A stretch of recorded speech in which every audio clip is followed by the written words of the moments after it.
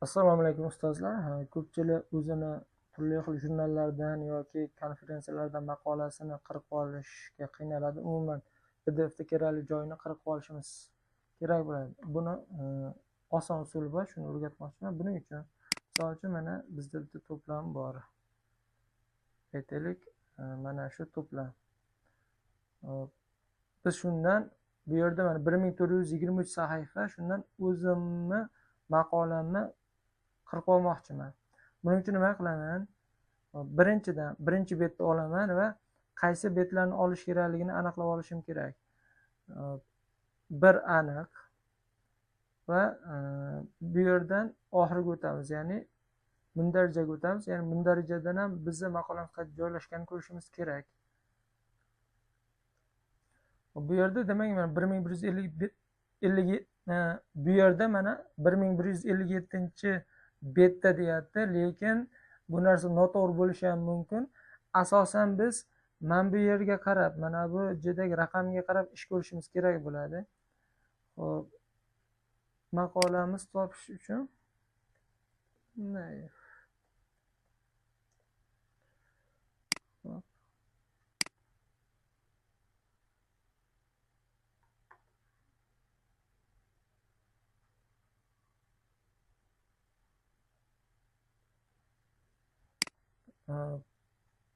demak bu yerda biz maqolamiz u yerda 1157 ko'rsatgan bilan bu yerda 1143 da joylashgan ekan. Mana shu bet bilan ish ko'rishimiz kerak edi.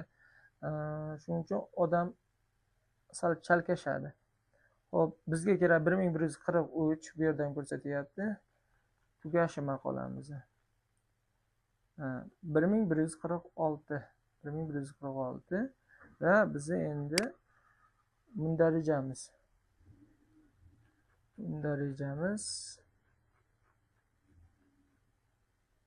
Demak 1157 ko'rsatgan joy 1419. Buning uchun nima qilamiz? Total Commander'ga qaytdik.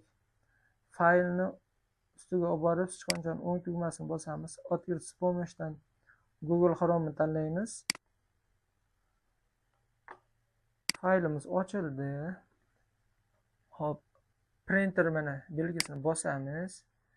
Agar bu yerda mana bunaqa qaysidir printer turgan bo'lsa, shuni Sahran как PDF ga o'tkazamiz.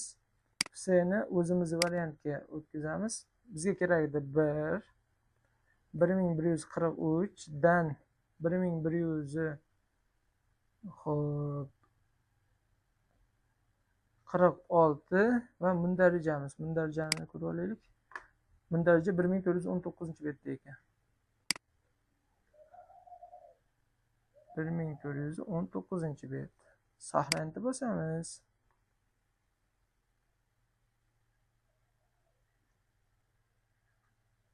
Qayga saqlayman deyapti. Mana загрузкаga, рабочий stolga deyman va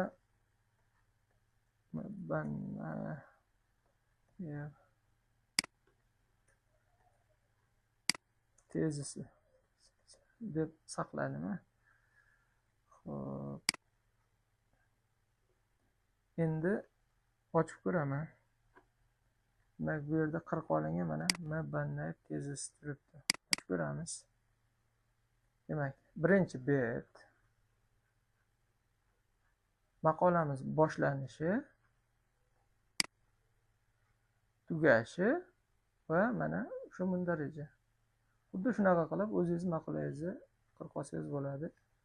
Sog' bo'ling, salomat.